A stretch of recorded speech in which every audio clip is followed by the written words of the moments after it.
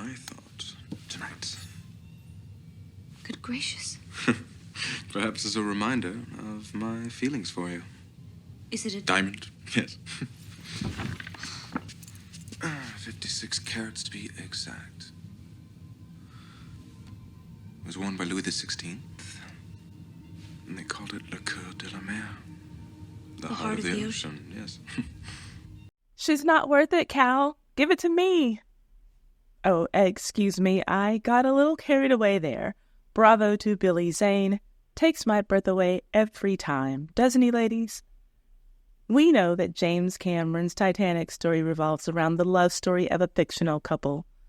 The poor lad dies and the crazy old woman tosses that beautiful, exquisite piece of jewelry into the ocean instead of giving it to her granddaughter, which would have made more sense to everyone watching.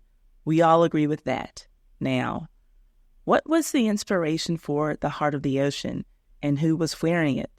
Well, the movie's design is based on the Hope Diamond. The magnificent 45-carat stone was extracted from a mine in India, and it has a history similar to the one that Cal described in the Titanic movie, though its real history is much more extensive. But there was a man on the Titanic, a second-class passenger, who gave a young woman, his traveling companion, a similar necklace. It was actually a deep blue oblong sapphire that graced the neck of his sweetheart. And sources say that this couple's story laid the groundwork for the Heart of the Ocean to make its way into the script of Titanic. It's a fascinating and scandalous story, so I'm going to tell it. His name was Henry Samuel Morley. Her name was Kate Florence Phillips. They were both from England and boarded the Titanic in Southampton. But if you look at the Titanic passenger lists, you won't see either of those names. You will see Mr. and Mrs. Henry Marshall. That was them. And they had a secret. They actually had a couple of secrets, but Henry died before learning one of them. He planned on starting a new life with Kate in America, San Francisco, California to be exact. And that alone is so romantic and so boring. The problem with Henry taking off to marry Kate was that he already had a wife in England and a child too. How messy. Just the way we like it. And the days didn't get much better for Kate as time marched on after the Titanic disaster. This is the story of an illicit love affair that never took off because fate had other plans. And Kate thought that she would be able to run off into the sunset and away from England with Mrs. Morley's husband. But an iceberg disagreed with her. Let's get into it. But first, if you like these videos about the most scandalous people from yesteryear who make Ty's Hot Miss History a time capsule for the culture, subscribe and hit the notification bell so that you can know every time that I upload content. And please hit that thumbs up to support this video for free. Thank you. Now, on to why you are here. Henry Samuel Morley is the man of our story. He was born in Middlesex, England on May 3rd, 1873. His father, William, was a tailor. His mother, Emily, was a tailoress and gave birth to a total of 9 children, including Henry. 6 survived. Tragedy fell on the family in 1889 when Henry's father died at the beginning of the year. Henry was only 15 and took on work as a grocer's clerk. The year after his father died, Henry's mother was still listed on the 1890 census as a tailoress. Henry was still listed as a grocer's clerk, but he was also listed as a frock cutter, which suggests perhaps that he was cutting the material that his mother used to make dresses, helping her keep the family business going in his father's absence. It appears as though Henry was a hard-working young man who was dedicated to his family. 10 years later, Henry married Louisa Price and moved away from his family's home. In the early years of his marriage, he worked as a grocer's manager. Shortly after getting married, the couple welcomed their one and only child into the world, a baby girl named Doris Louisa, who was born in 1900. After baby Doris was born, the financial picture for the Morleys got a lot sweeter. That's when Henry and his brother opened a candy shop called L. Morley Brothers Confectioners. Henry was a senior partner in this family affair. The shop was making so much money that it allowed Henry to buy a home big enough for his wife and child, his mother, his Aunt Alice, and his nephew Vincent. His Aunt Alice worked as an assistant for the business. It was performing so well that Morley Brothers decided to open a second location and then a third in Birmingham. The expansion kept going. By 1911, there were a total of 8 shops under the names L. Morley Brothers Confectioners and the Purveyors of High-Class Confectionery, and they were making high-end candy. The shop's locations were in Birmingham, Worcester, and Malvern. L. Morley Brothers Confectioners had made Henry into a rich man. He would have been a millionaire by today's standards. In addition to making Henry rich, the candy shop is also where this story starts to get messy, because Henry needed to hire some help, and he was looking for a woman to come in and give him a hand. Then in walked Kate, who was half his age and ready and willing to provide whatever service he needed. I can't believe it, but I found the want ad that Kate most likely answered, or one very similar to it, in a 1909 edition of the Gloucestershire Echo. It read, quote, "Wanted, young lady as apprentice to confectionery. Wages paid. Particulars apply L. Morley Confectioner, 336 High Street." End quote. Not a very detailed description, but whatever Henry was looking for in his next confectionery employee, Kate had it. And let's just say that from that point, the lollipops weren't the only sweet things in the candy shop that were getting Henry's attention. He had a little too much focus on the newly hired eye candy. So let's talk about her. Here's a little background information on Kate. Her full name was Kate Florence Phillips. She was a New Year's baby, born on January 1st, 1893 in Kings Norton, Birmingham, England. Her father, Thomas, was an engine fitter. Kate's mother's name was Mary. Including Kate, her parents had 5 children. They shared a house that backed onto the River Severn. At some point, her family moved.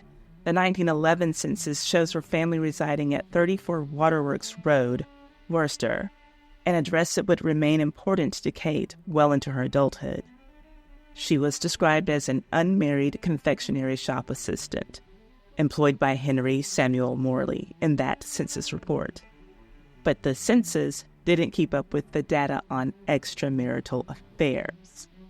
By the time that Kate met Henry Morley to work in his shop, she was an attractive teenager. I don't know Henry's height, but I read that he towered over Kate. I don't know her exact height, but I read that she was shorter than 5 feet tall, so I'm sure that many men towered over her. That leads me to believe that there's a good chance that Henry wasn't necessarily exceptionally tall if he towered over a woman who was not taller than 4 feet and 11 inches. Kate was also described as someone who didn't own much of anything, so she must have been surprised, flattered, and excited when she learned that her boss, the older and well-off Henry, took a liking to her. But it was more than like. Maybe it was love for Henry, maybe it was lust. Whatever it was, Henry started having sex with Kate, carrying on as if he didn't have a wife and child at home. By 1912, he was 39, and he was spending money on hotels, taking Kate to places where the two of them could engage in sexual activity. It was a different time. Today, if you book a hotel, the company will know who you are before you even pull into the parking lot. You will likely already have shared your name, driver's license number, and a credit or debit card number with your hotel brand. But in Henry's time, you could check into a hotel and give any name that you wanted at the front desk. As long as you paid your bill, no one cared. So that's how Henry was able to take his mistress wherever he wanted to have his way with her. He would give the front desk whatever name he wanted to give for himself, and Kate would simply become Mrs. whatever name he wanted to give himself. That's how he got away with it at hotels. I don't know how he got away with that at home. Maybe Henry would tell his wife that he had to go to candy-making conventions.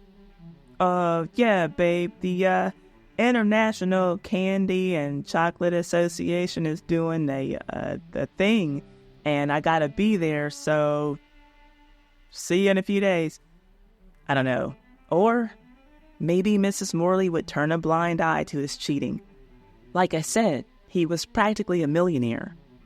And if his wife chose to not acknowledge his cheating, she wouldn't have been the first wife of a rich man to shut her mouth in exchange for a comfortable lifestyle. Whatever it was, love or lust or a little bit of both, it didn't take long for it to get serious in Henry's mind, because he started making plans, lifelong plans for himself and Kate. He wanted to marry Kate, but he was going to have to keep it a bit of a secret because of Louisa, that pesky problem at home, his wife, the old ball and chain, getting in the way of him and his sweet young thing. You know how it goes, right, fellas? Wives. What are you going to do about them? Don't kill me, ladies, I'm just kidding. But seriously, Henry had an entire plan worked out for an elopement, and he started putting the pieces in motion. First, he sold his shares in his confectionery shops so that he and Kate would have money to live on, and so he'd have capital for his next business venture. His plan was to move with Kate to San Francisco, California. There, he would start a new confectionery business. He also used some of the money to buy his sweetheart an engagement present. It was a diamond-encrusted sapphire necklace. Well, I shouldn't say that he merely bought it. He had it specially made for Kate in Birmingham's Jewelry Quarter. It was an expensive piece with a name, L'amour de la mer, the love of the ocean. I'm sure that you recall the one in James Cameron's Titanic was called Le Coeur de la mer, the heart of the ocean. Henry used some more of his money to purchase a joint ticket for himself and Kate to get to the United States. It was ticket number 250655, a second-class ticket on the Titanic, which cost him £26. Henry did his best to plan every detail down to the T because he needed to make a clean getaway. He could not risk getting his good name dirty while he snuck off to do something dirty. And he was going to need a little help to pull off everything. So he decided to tell one person what his real plans were. He told his brother, Arthur. Henry told everyone else a completely different story. Henry had been rather ill in the months before the Titanic's maiden voyage. And while we could probably all agree that there's never really a right time to be sick, the timing of Henry's illness was rather convenient because it gave him an alibi or an out for his escape plan. While his brother, Arthur, knew that Henry was leaving the country to start a new life with Kate, Henry told his wife and the rest of his family that he was leaving England to go to San Francisco to recuperate from his illness. That's right. According to his doctor, as he told everyone, the warmer climate would help him to recover more quickly. He would need to leave for 6 months, and then he would be in tip-top shape, and he'd be ready to come back home. Who was his doctor? Marvin Gaye? Because it's so clear that the only healing Henry was in search of was sexual healing. His brother, Arthur, had a little more to say about Henry's plans, but we'll get there. On March 2nd, 1912, Henry withdrew £400 from the United Counties Bank Limited and pretended to be a good little husband and father until it was time to set sail from Southampton aboard the Ship of Dreams on April 10th, 1912, shortly after noon. Henry was abandoning his family forever. But forevers don't always last a long time, do they? April 10th was a new day and a world away from what Henry and Kate had known. That was the day that the couple eloped together on the Titanic, full of hope, with their new life ahead of them. What had started out in a candy shop as a clandestine affair between Henry Morley and Kate Phillips had transformed into a serious relationship on the Titanic between Mr. and Mrs. Marshall, the fake names on their tickets. Like so many of the other passengers who boarded the Wonder Ship, Henry and Kate exchanged their ticket for entry onto the vessel, then waved their goodbyes to the lookers-on. Among those waving them off on the quay was Henry's brother, Arthur, the only person in the crowd who knew their dirty little secret. According to Henry's great-granddaughter, Arthur is the one who drove the couple to Southampton so that they could make their escape. He was especially instrumental in their plan. Arthur kept his lips tight, and Henry and Kate were so thankful for it. But there would come a time when Kate would hope that Arthur would reverse that favor and speak on this adulterous relationship, and we'll get there. Now we're on the Titanic. And I'm sure that the mere sight of the ship blew Kate away. She was from a working-class family and would never have seen such luxury and splendor before, even in second class. As has often been said of Titanic, second class on Titanic was first class on any other vessel. Henry certainly could have afforded first-class tickets for himself and Kate, but his fear was that traveling in first class would have drawn too much attention. Nevertheless, the couple had everything that they needed to start their new life merrily, right in their second-class accommodation. Second-class staterooms were very comfortable and pretty. They featured oak paneling, glossy white linoleum floors, and mahogany furniture, which, in addition to their double beds, consisted of a large sofa, a wardrobe, and a dressing table with a wash basin, mirror, and storage shelves. Their bed linen was changed daily by a ship's steward. Now, the part that we might not think of as luxurious today would have been their bathroom facilities. Though second class on Titanic was pleasant, second-class bathroom facilities were shared. They were communal lavatories that may have been shared with passengers from 8 different cabins, and if Henry or Kate or any second-class passengers wanted to take a bath on their voyage, they could, if they made their request with the steward and scheduled it. Hey, it was second class.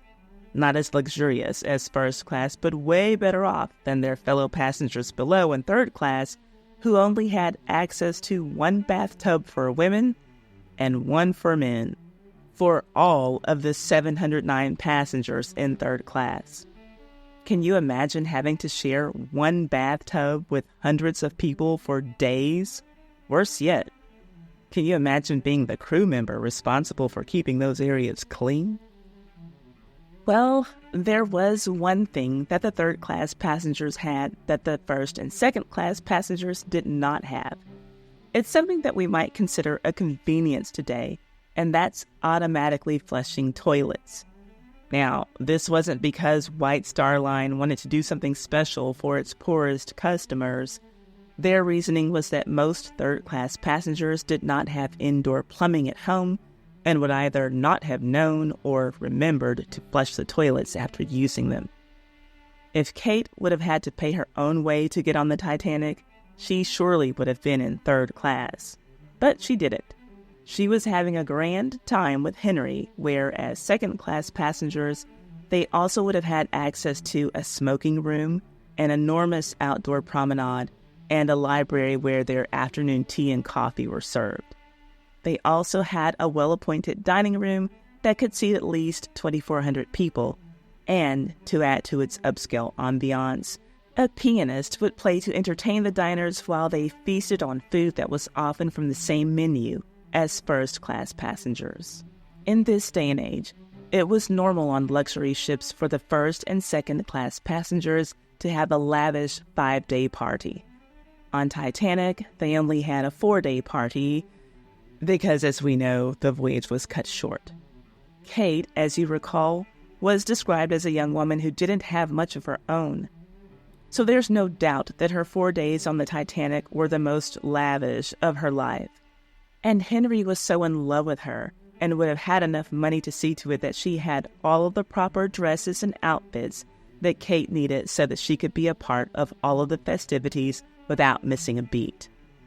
Women spent months planning their wardrobes for trips like these, Traveling across the Atlantic on a luxury liner was a big deal, and it was an even bigger deal on the Titanic just because it was the Titanic.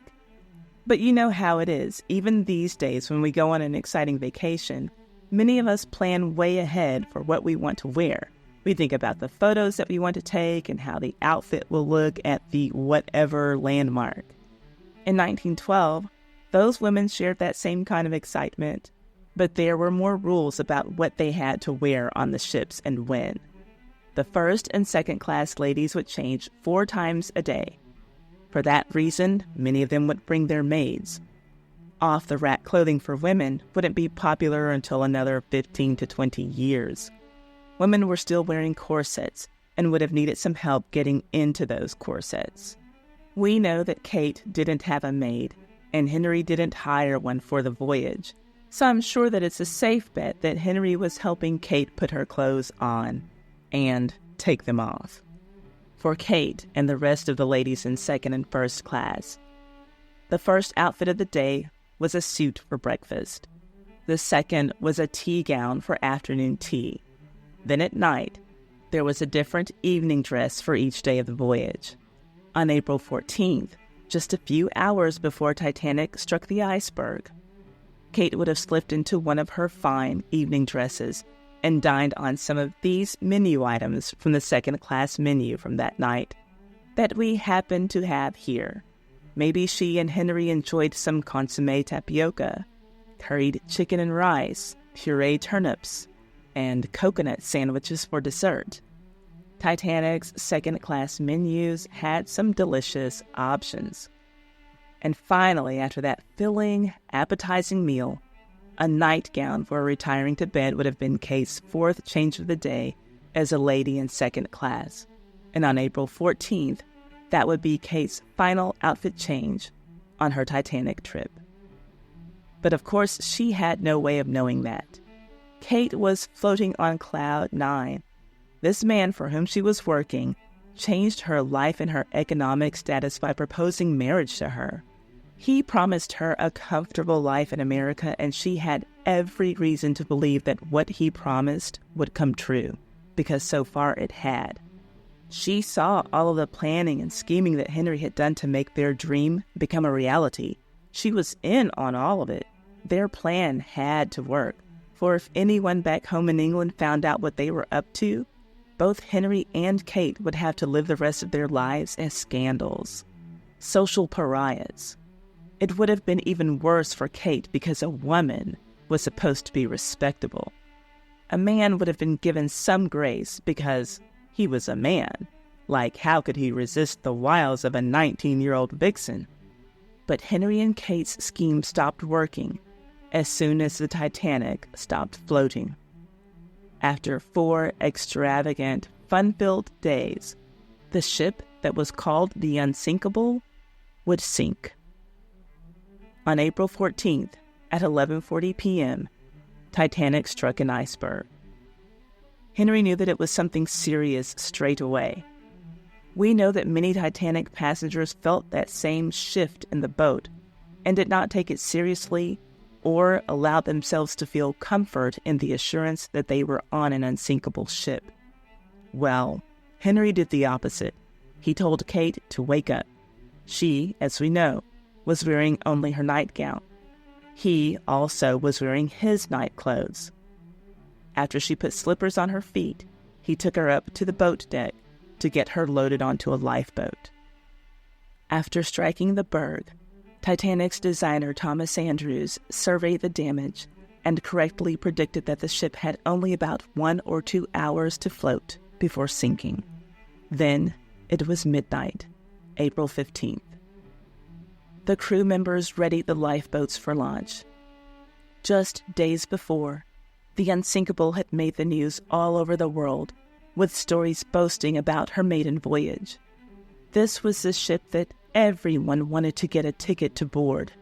But now, at midnight, the real prize was a way off of this boat. And with lifeboat space for only 1,178 of its 2,240 passengers, you can bet that a seat in the standard lifeboat was far more envied than a first-class cabin on the ship of dreams. Isn't that funny how quickly things can change in this life? Literally just minutes before Titanic was the ship that everyone wanted to be on. Just moments after midnight, only the lucky ones would be able to get off. Well, Henry's instincts were correct, as we know. The passengers had no way of knowing, but by 12:15 a.m., Captain Smith had ordered the Marconi operators to send out a distress signal. And though by the time the Titanic sailed, SOS had become the official distress signal, the operators sent both SOS and CQD calls. CQ signified a general call, and the D stood for distress. Many ships still used CQD, and the Titanic operators needed everyone on the receiving ends of their signals to understand that it was an emergency. They could not leave anything to chance. A number of vessels got the signal but were just too far away to respond. Then, at 12:20 a.m., the RMS Carpathia received from Titanic, "Come at once. We have struck a berg. It's a CQD, old man." The Carpathia was a Cunard liner, and Cunard was White Star Line's biggest competitor at sea.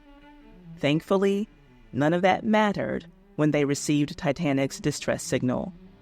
Carpathia's captain was Arthur Henry Rostron. Arthur and Henry, Kate's boss, and his brother's names. Anyway, he immediately changed the course of Carpathia to aid Titanic. It was 58 nautical miles away, too far to reach Titanic before she was predicted to sink. It would take Carpathia about 4 hours to reach the distressed ship. Titanic would be underwater by then, but some help was better than no help. Meanwhile, the first distressed rocket was fired at 12:45 a.m. So, anyone who didn't know or didn't understand that the bump in the night that they felt was serious business now likely got the message. Passengers were starting to line up, waiting to enter lifeboats.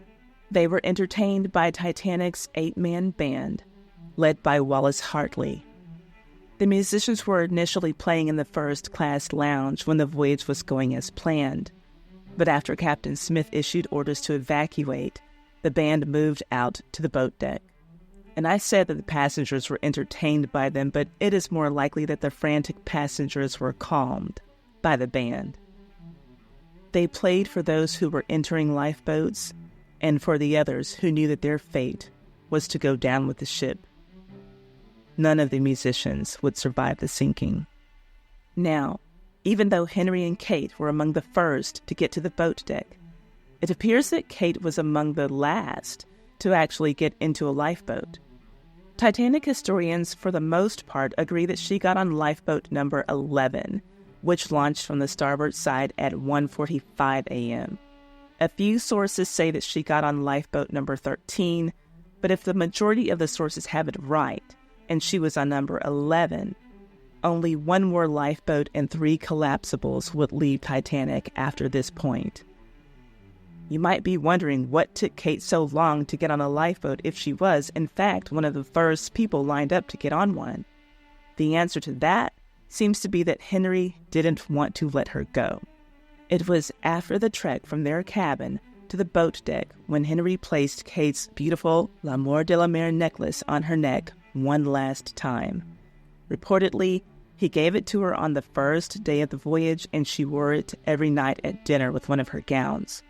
It was meant to be a precursor of even more stunning, expensive presents to come, just to show her a taste of what life was going to be like for her once they got settled in San Francisco, once Henry had his new candy shop up and running.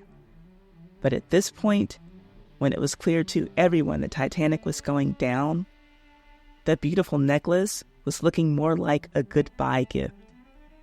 After Henry placed the piece on Kate's neck, he clung tightly to her. He did not want to let her go, and if it had been up to him, he would not have let her go.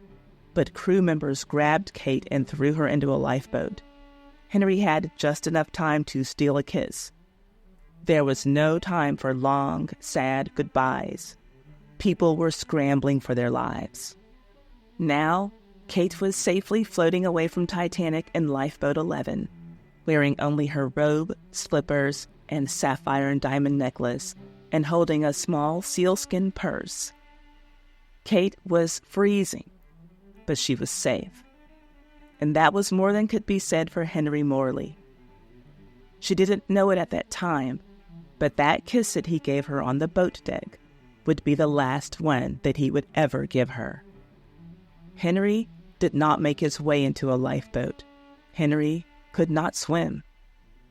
He either drowned or froze to death in the icy waters of the Atlantic in the wee hours of April 15th, 1912. As Henry's lifeless body joined the other 1,500 fatalities, Kate remained afloat on Lifeboat 11, waiting to be rescued.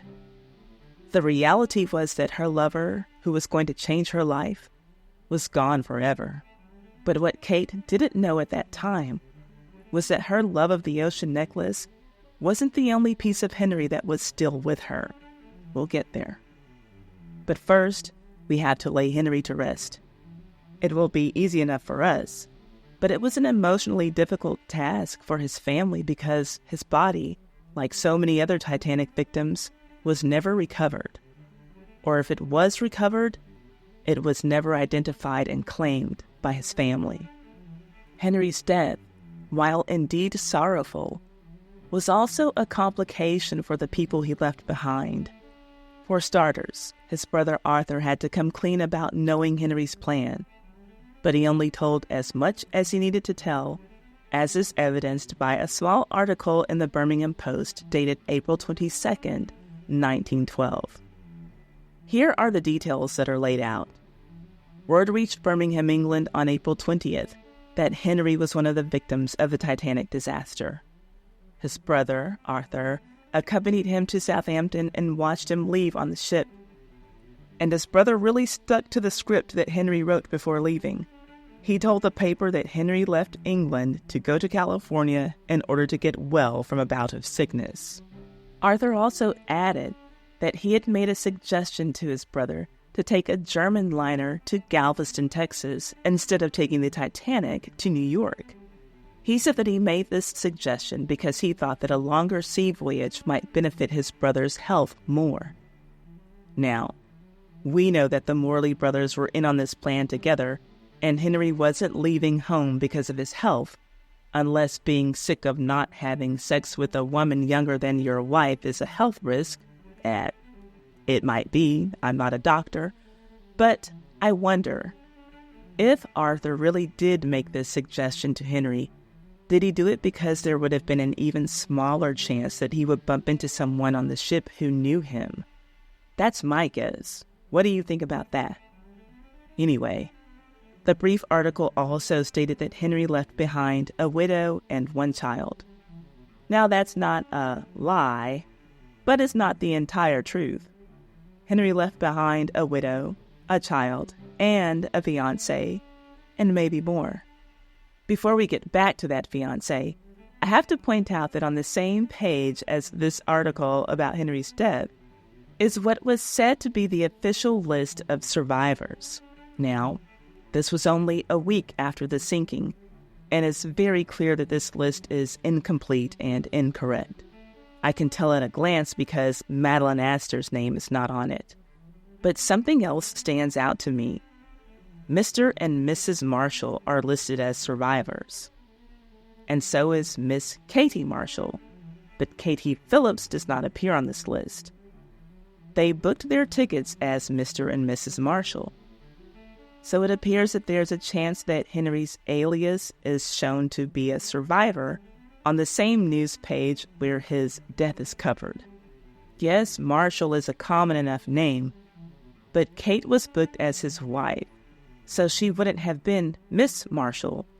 But Kate and Katie are very similar names. It looks like there was definitely some confusion going on there. There was another small mix-up with Henry using the fake name of Mr. Marshall. The Brooklyn Daily Eagle reported it on April 20th, 1912. on what appears to be basically the sports page. At the time the Titanic sailed, the chess champion of the United States was Mr. Frank J. Marshall. He had been in Europe that spring. When his mother saw that there was a Mr. Marshall on the list of missing passengers, she panicked because she knew that her son was planning on returning home that same month, April. She just didn't know when. But chess lovers all around the world were able to take a sigh of relief. It was just Henry Marshall, not the famous chess player. Quick question that has absolutely nothing to do with the Titanic. How do you feel about chess being written about in the sports section? Is chess a sport? I mean, they show the spelling bee on ESPN. There are a few activities that blur the line between sport and skilled hobby, in my opinion. Race car driving, bowling, golf. Like, if you can do it really well and still not be an athlete, like if you can do it while drinking a beer and smoking a cigar, is it really a sport? Is it a sport if the person who's doing it is not an athlete? I'm curious to see your opinions. Golf is debatable, but chess is not a sport. I'm sorry. But back to Kate. To say that her scheme was not going as planned was an understatement. Here she was, 19 years old, stranded at sea in her nightgown, slippers, and a beautiful necklace. She and her fellow passengers were in Lifeboat 11 in the freezing air for hours. Thankfully for her, one of Titanic's crew members gave her his jacket for some warmth. She would have desperately needed it. The air temperature was just below 32 degrees Fahrenheit at the time of the collision. I can't imagine spending even 10 minutes in that kind of coldness in only my nightgown. At 3:30 a.m., the welcoming sounds and sights of Carpathia's rockets showed up to the area. I'm sure that Kate and her fellow Titanic survivors were relieved, but they weren't in the clear just yet. The first lifeboat to reach Carpathia was lifeboat number 2. That was at 4:10 a.m., and it would take several hours for Carpathia to pick up the rest of the survivors. On April 18th, the Carpathia arrived in New York, and even though it was late at night and raining, massive crowds were there waiting to greet the survivors. Carpathia carried 705 of Titanic's survivors to New York. Lifeboat space for less than half of them. And because of how sparingly those lifeboats were loaded, less than a third of them survived. And Kate was one of them, one of those survivors of the tragedy within a tragedy. She didn't know anything except that the life that she had planned with Henry went down with that ship. She thought that she would reach the shores of America and then her life would be set. If she knew one thing for certain about Henry, it's that he knew how to make a lot of money at his candy business. She was supposed to step off of the Titanic and have it made. Now, she didn't have a clue. Kate was in an extremely vulnerable position. She was taken in and cared for by the American Red Cross in New York City. After leaving the shelter of the Red Cross facilities, Kate was fortunate enough to meet a couple who took pity on her condition and took her into their home to care for her. And she needed the help. She was back down to nothing. Economically, the same position that she was in before she met Henry. Maybe a little worse. She left the Titanic with nothing more than her nightgown, slippers, and a jacket that belonged to someone else. But she also had that little sealskin purse. It contained the keys to her second-class cabin and the keys to her trunk that she packed for her voyage to America. At this point, 2 useless sets of keys. But that purse also contained the stunning sapphire and diamond necklace that Henry had given her. That necklace was starting to look more like something that she would have to pawn for money rather than something that she would get to enjoy for the rest of her life. She had fallen on hard times. But thankfully for Kate, a little bit of financial assistance was on the way, thanks to a man named Ernest P. Bignell, In his capacity as director of the American Red Cross, he had set up the Titanic Relief Fund. It was just over $160,000 that he had raised to support Titanic widows and orphans. From this fund, Kate received some desperately needed clothing and $300. That $300 had the buying power of about $9,400 today in 2024, so it was a good amount of support for her situation. And soon, Kate was going to see just how much she really needed this money. You see, about 4 months after staying with the couple who took her in, Kate noticed that her clothes, even her new clothes, weren't fitting as well as they once had.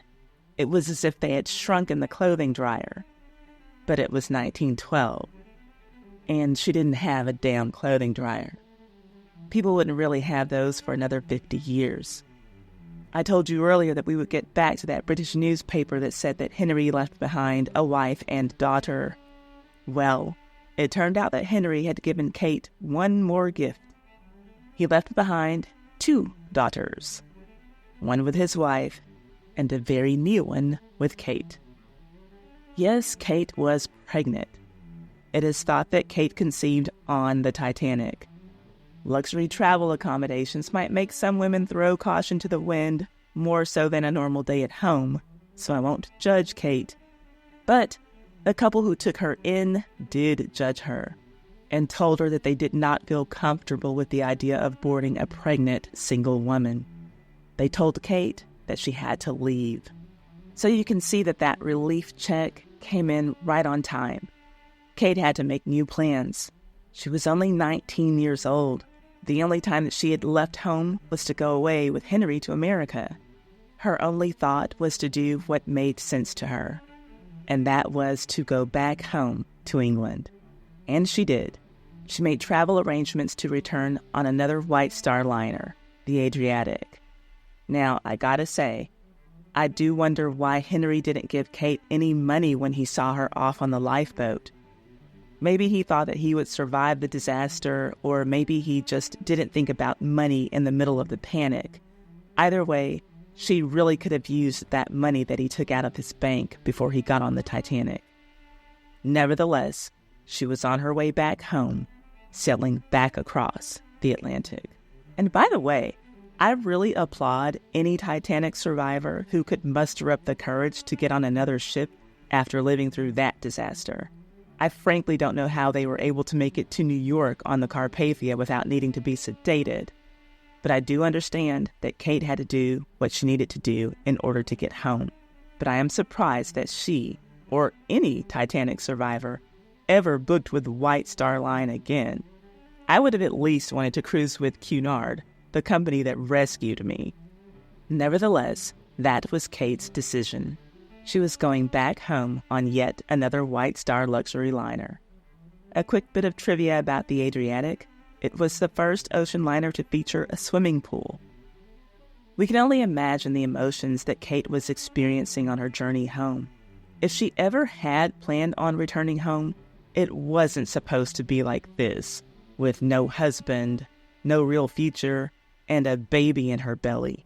A married man's baby at that. She left London as a secret and returned as a scandal. Now, I'm jumping ahead of the story just a little here, but you already know that Kate had a child on the way, so I'm going to share with you what her daughter said about her mother returning home while she was pregnant with her daughter. Quote, "She was pregnant with a married man's child. If you were a single mother in those days, some people thought you were mentally retarded." End quote. Now, retarded isn't a word that we really use today, but people did think that something was wrong with Kate, and eventually, something was very wrong with the way that she was thinking and behaving. We'll get there. For now, we have to get Kate back home. She returned to her parents' small house in Worcester, visibly pregnant. She was unmarried and therefore a disgrace. This was 1912. And though seeing a single mother today is a fairly common occurrence, back then it wasn't. These days, many women choose to have a child without being married to the child's father. Sometimes it's not a choice for the mother, and some fathers do choose to walk away. Some women are artificially inseminated. But whatever the reasons may be, it's now fairly common to see single mothers. Kate was ahead of her time in the worst way, though. It was bad enough that she was an unwed mother. But to add to her shame, her child's father had been a married man. The story eventually got out around town that Kate had eloped with Henry Morley and was pregnant with his child. Then, exactly 9 months after Kate and Henry boarded the Titanic, a baby girl was born in Kate's parents' home, the same one listed on the 1911 census when she started working for Henry. On January 11th, 1913, Kate named her Ellen Mary Phillips because she did not have the legal right to name her Ellen Mary Morley. In Ellen's own words, "It was a disgrace to be born without a father." Here she was, an object of shame, and she hadn't done anything but be born. And Kate balled up all of her grief, shame, and longing for the future that should have been with the love of her life, Henry, and took it out on that innocent baby girl and became the worst mother imaginable. There were two good things that Kate did for her daughter, though one of them didn't really amount to anything and it turned into something negative. That was that Kate fought to have Henry Morley recognized as her daughter's father. She wanted his name on her daughter's birth certificate. That would have legitimized baby Ellen and possibly entitled the child to some of the money that her father left behind. But the fulfillment of this request would never come to fruition during Kate's lifetime, leaving Ellen to keep the fight going throughout her entire adult life. For Kate, even bringing up this argument was a negative because it left a blemish on her own character. Whether anyone wanted to believe her or not, the fact was that by insisting that Henry was baby Ellen's father, Kate was also admitting that she had had a sexual affair with a married man, a man who everyone knew she knew was married. So you can imagine that people were talking around town. Was this little girl Henry's baby? Was Kate telling the truth? How could anyone trust a harlot who admitted to sleeping with her married boss? Kate started the campaign to have Henry's name placed on her baby's birth certificate as soon as she got home.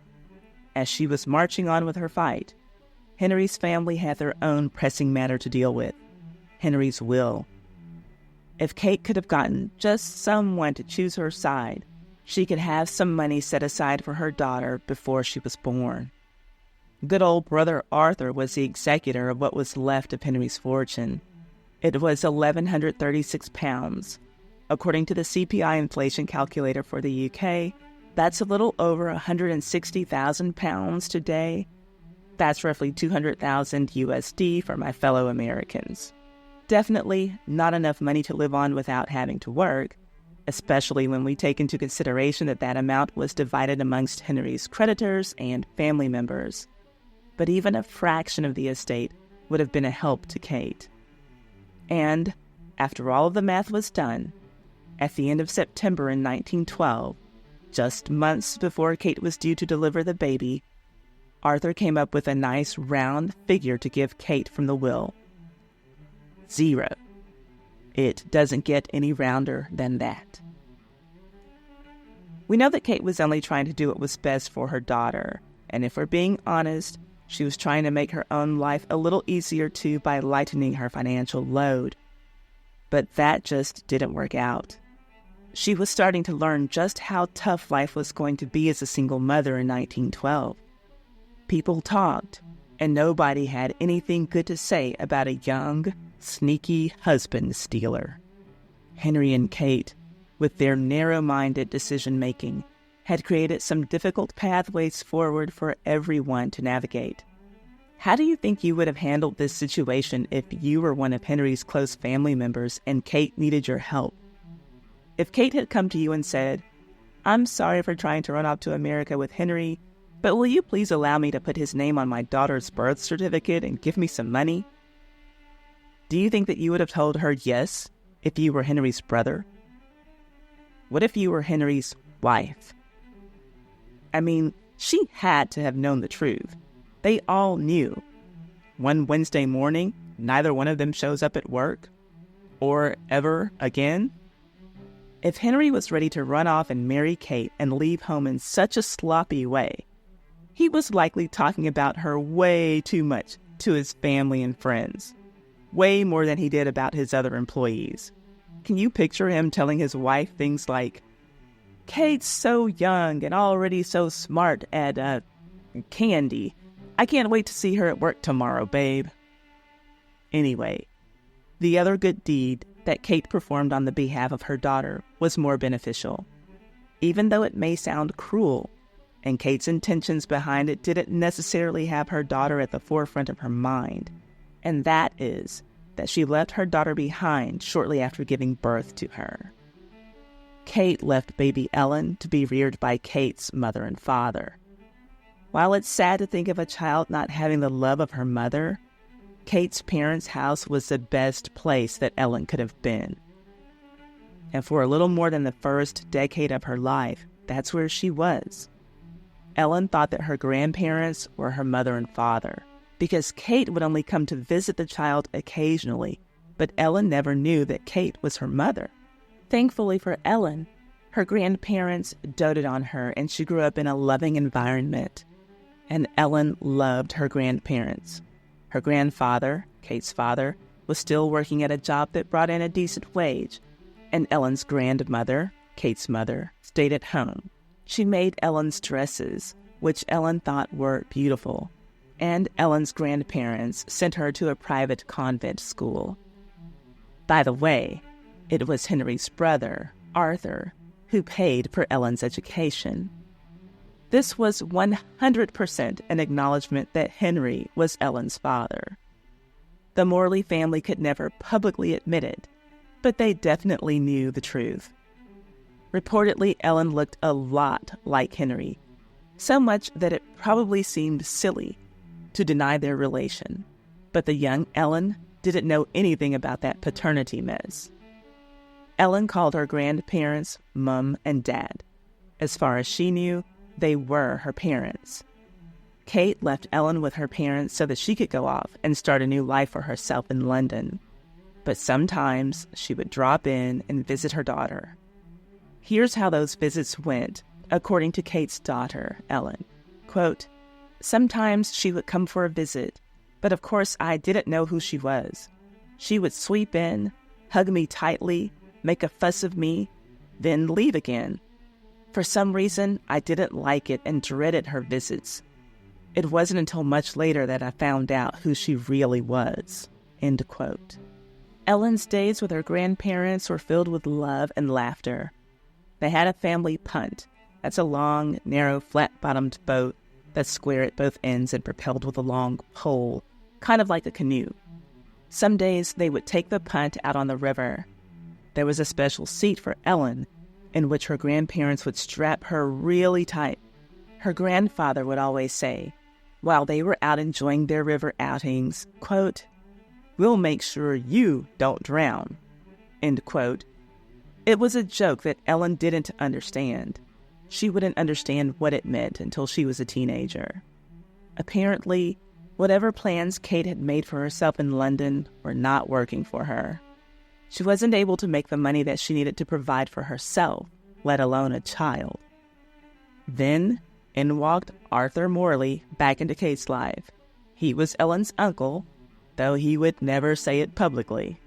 He stepped up to offer Kate a little financial help, on the condition that she took her daughter into her own care. The money was to help Ellen. It only went into Kate's hands because she was her mother. It was Arthur's way of offering child support to aid his niece. The deal that Arthur extended to Kate was that if she took custody of her daughter, he would pay her £1 per week. Kate needed the money desperately, so she went to her parents and collected her child. As Ellen saw it, quote, "She took me away from my grandparents when I was 12. It was a dreadful experience," end quote. Now, this is just an observation, but 12 was also the age of Henry's daughter with his wife when Kate took him away from his family. And I'm just saying took him away as an expression. I 100% understand that Henry was a grown man and Kate did not make him do anything that he didn't want to do. But still, it's sad that both of his daughters experienced trauma surrounding their change of parental circumstances at the same age of 12.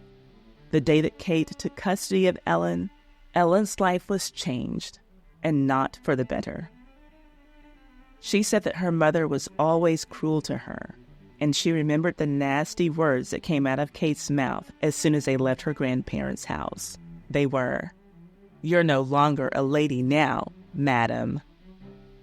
My goodness. The sweet life that Ellen had known with her grandparents all of a sudden came to a screeching halt as soon as Kate got her hands on her daughter. According to Ellen, Kate had nothing but scorn and bitterness to give her. She never had one kind word to say to her daughter.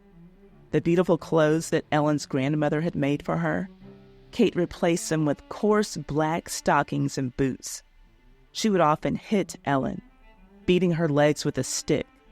And this punishment would last for days at a time and was probably the most disgusting thing that I read about what Kate would do to Ellen. I want you to hear it in Ellen's words. Quote, "Sometimes she would lock me up in a cupboard for days with just a pot in there to use as a toilet." End quote. Can you imagine your own mother doing this to you? Beating you and leaving you in the dark for days with nothing but a pot to use for you to relieve yourself? Disgusting. And a lot of those punishments were handed down to Ellen for simply looking like her father.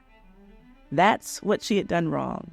Just existed and looked like the man who helped to create her. For years, Ellen's days were filled with misery, compliments of her mother. Now, I'm going to add some more quotes from Ellen as we go on with this story, but I want to make it clear to you that I have been doing that earlier in this story before I let you know that she was born.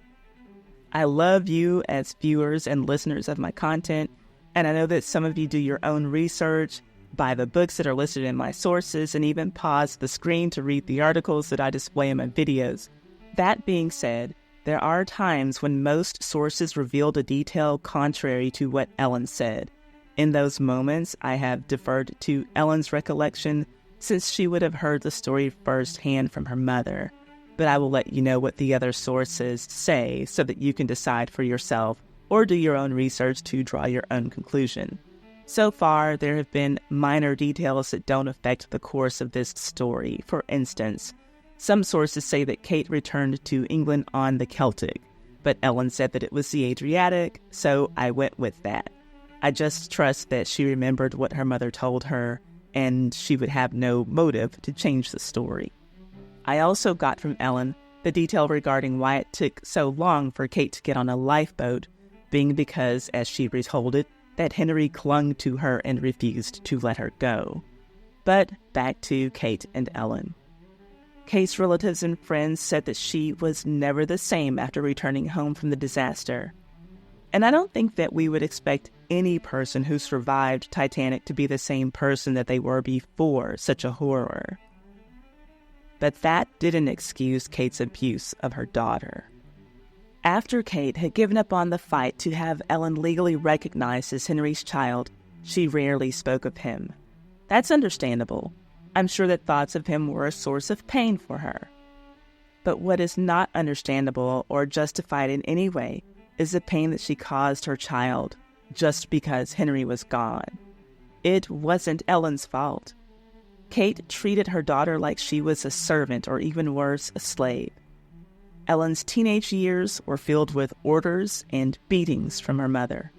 And Kate only told Ellen about her father during a fit of rage after Ellen raised her voice to her mother after being fed up with her demands. Here's how that happened. Kate actually found a man who wanted to marry her. When she moved to London to find work, she got a job as a saleswoman, selling shoes and hats. That was when she met Frederick Watson. He owned a window cleaning business. Here is where I have to admit that I'm confused on the timeline because Ellen doesn't provide one. It's clear from Ellen's account that Frederick Watson witnessed the abuse that Kate inflicted upon Ellen. In her story, Frederick later opens a cafe, and she, Ellen, works for him there. Ellen's version makes it seem as if Frederick married her mother after Kate took custody of her. But according to Encyclopedia Titanica, Frederick married Kate in 1918, and then Kate took custody of Ellen 4 years later. And that same source also says that Frederick and Kate had their own daughter before Ellen was added to their family. Again, I'm letting you know what the other sources say, but for the sake of our story, I will defer to Ellen's story. Some details in Ellen's story just don't fit in with what the other sources say. Ellen refers to her stepfather as a kind man, so I don't think that he would have stood by and watched her be abused for several years. By the timeline of other sources, he would have. And it doesn't make sense to me that if Kate was married to a business owner, that she would have needed money from Arthur in exchange for taking care of her own daughter. So I'm just going to go back to Ellen's story, and I hope that you understand why. It simply makes more sense, even though the timeline is incomplete. So, back to Frederick's cafe. There were living quarters above the cafe where Frederick, Kate, and Ellen lived. Whenever Kate needed something, she would bang on the floor, which was the ceiling of the cafe. That was Ellen's signal that her mother needed something, and Ellen needed to quickly see how she could serve her mother. Ellen hated it, especially on the days that the cafe was really busy with customers. Well, on one busy day, she just couldn't take it anymore. Kate started beating on the floor to get Ellen's attention, and Ellen stormed up to Kate's room. According to Ellen, this is what happened, quote, "I said, 'Why don't you just put your head under the covers and die?' She looked at me in terror and said, 'Don't look at me that way. That's how your father looked at me the night he said goodbye to me on the Titanic.' That was the first real information I ever had about him. Up until then, I hardly knew a thing." End quote. So that is how Ellen learned about her father. But thankfully for her, she had a stepfather who cared for her. He did not approve of the way that Ellen abused Kate, so he did something about it. He reported Kate's physical and mental abuse of Ellen to legal authorities. His report prompted an investigation into Kate. The findings eventually led to a court order being filed against Kate, his own wife, to stop abusing her daughter. Ellen said that Frederick was a wonderful man who saved her life because of the way he stepped in on her behalf. After that court ruling, Kate gave up on life. It was as if abusing her daughter was the only thing that she lived for. Shortly after being ordered to not physically abuse her daughter, Kate took to her bed and never got out of it again. Frederick took all that he could from Kate before he finally got fed up and eventually abandoned her. This was around the time that a 16-year-old Ellen received the Love of the Ocean necklace from her mother. This is how she recalled it, quote, "When I was 16, my mother gave me a diamond and sapphire necklace and a sealskin purse with 2 keys inside. She simply gave them to me with the words, 'Here, take these, they're yours now.'" End quote. After that, Kate's mental condition continued to worsen. It got so bad that she even attempted ending her own life on multiple occasions. The method of one of her attempts was swallowing acid. She survived, but to no one's surprise, the acid burned the walls of her stomach. After Frederick left Kate, Ellen was practically an adult and able to run her own life. She made the decision for herself and her mental and physical health to move away from Kate. What poetic irony that Kate, who was perfectly comfortable with the man of her dreams, abandoning his wife and daughter to be with her, would spend the rest of her life abandoned by her own husband and daughter. And poor Ellen, she continued the fight that her mother had started before she was born. the fight to have Henry Morley's name put on her birth certificate. Ellen never stopped fighting to be recognized as Henry's daughter. But she didn't let that battle overshadow her entire life. She lived a little. She found a new job working as a florist. Later, she moved on from that position and worked for the London Passport Office. And Ellen got married. In 1935, when she was 22, she married a teacher named Lawrence Farmer. Later that same year, they had a son together. His name was Robert. Well, a few years after this little family got its start, they would be broken up because World War II started, and Lawrence had to go away to serve his country and fight.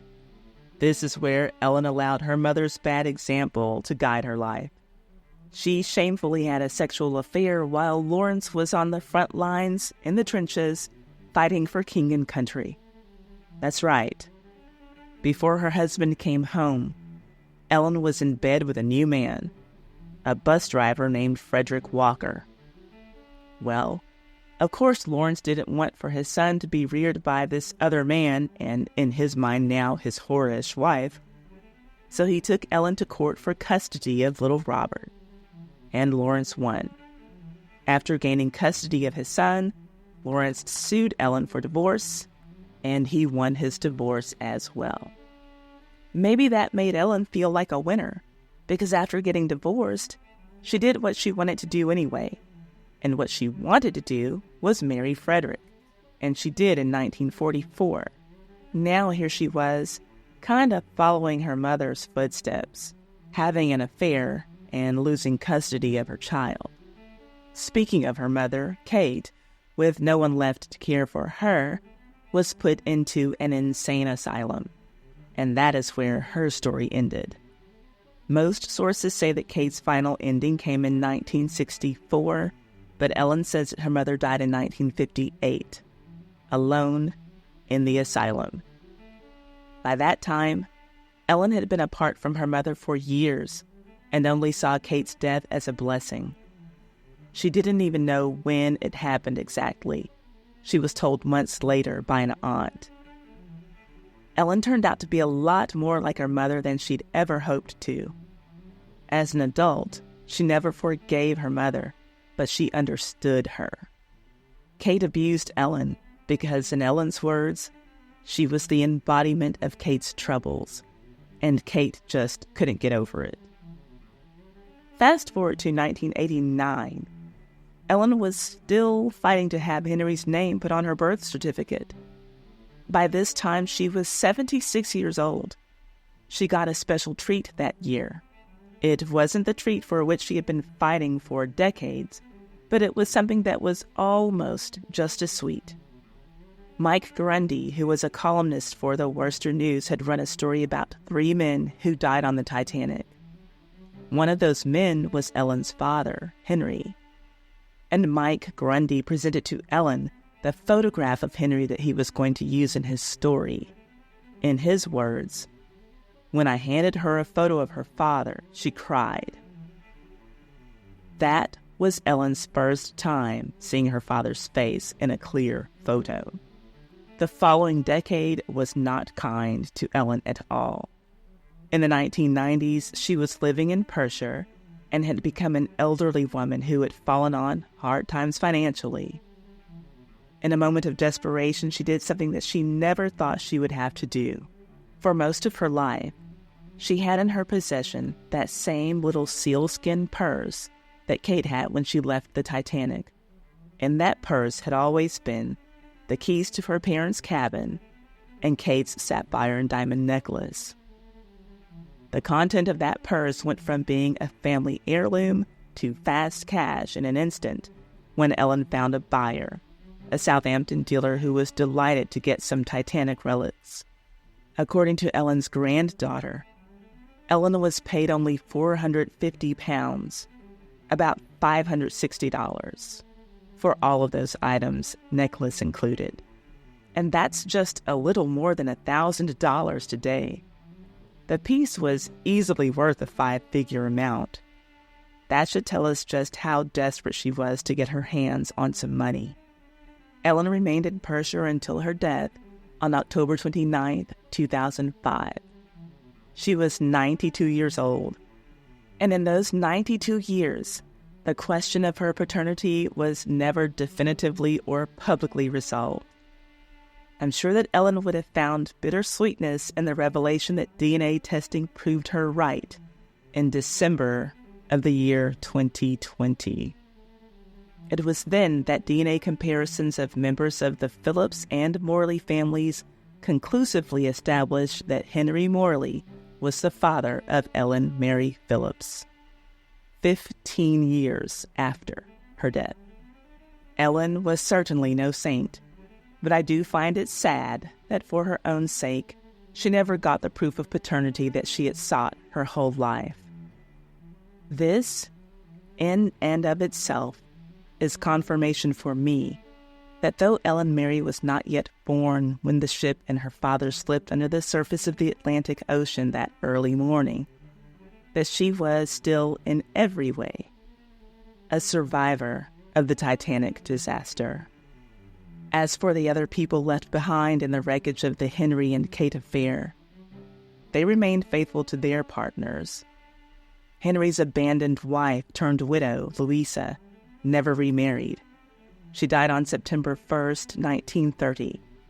And the daughter Henry deserted, Doris, went on to marry a man of the cloth, Reverend Arthur Sidwell Johnson. Doris was his wife until he died in 1992. She lived to be 100, dying in Warwickshire in 2000. Kate's great-granddaughter, Beverly Farmer, now owns the sealskin purse that once contained the Love of the Sea necklace and Titanic cabin keys. She has kept the story of Kate and Henry alive for the sake of her family's history. The necklace is still likely in the possession of the dealer who purchased it in the 1990s. So, what many of us may have thought was a completely fictional component of James Cameron's Titanic was based on the sad love story of Kate Phillips and Henry Morley. And the moral of their story is mainly for the fellas, and it is, don't abandon your wife and sneak out of your country with a young harlot. If you do, you'll die. The heart of the ocean being thrown into the Atlantic Ocean in the movie was fake. However, a real Titanic passenger did throw an expensive piece of jewelry into a body of water, but she did it years after the Titanic disaster.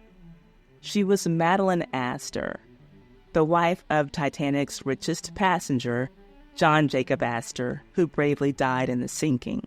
And when she was on her husband number 3, she threw a very expensive piece of jewelry in a lake as a sign of affection, to prove to her much younger husband that she loved him.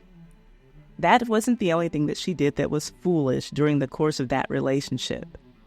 I published a video about their insane saga of a marriage that was abusive and downright ridiculous. You can see it here.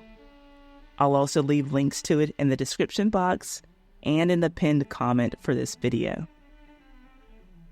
My sources for this story are the Gloucestershire Echo Archives, 1909. Titanic Children, Eyewitnesses to History, edited by Anthony Cunningham. The Brooklyn Daily Eagle Archives, 1912. Britannica.com. The Birmingham Post Archives, 1912. EncyclopediaTitanica.org. The Essex Newsman Herald Archives, 1912. ExploreThePast.co.uk. Sunday Dispatch Archives, 1912. Soliloquism.com. Birmingham Evening Mail Archives, 1917. Washington Times Archives, 2012. And the Rock Island Argus Archives, 2016. This video has been brought to you by me. Well, my Patreon is a sponsor for this video. If you like these dirty scandals on my channel, then you'll love my Patreon, Ty's Too Hot Hot Mess History. It has all of the stuff that I can't talk about or show here because it's just too hot, too violent, too sexual, too graphic, too much. Come and join us there for the hot mess history. The link is in the description box.